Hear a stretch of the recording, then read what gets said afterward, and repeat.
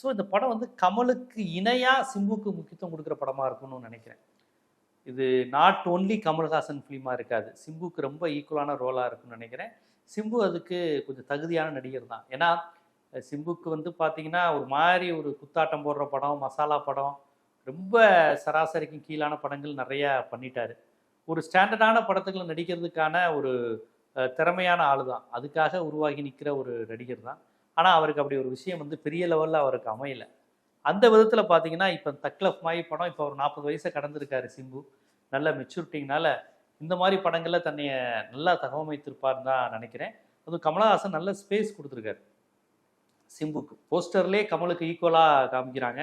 கிட்டத்தட்ட ஹீரோவே சிம்பு தான் படத்தில்ங்கிற மாதிரியான டோன் தான் படம் தொடங்கினதுலேருந்தே வந்தது. அதுலேயும் இந்த படத்தினுடைய ட்ரெய்லரில் அதை கமலே ரொம்ப ப்ரொமோட் பண்ணுறாரு சிம்புவை.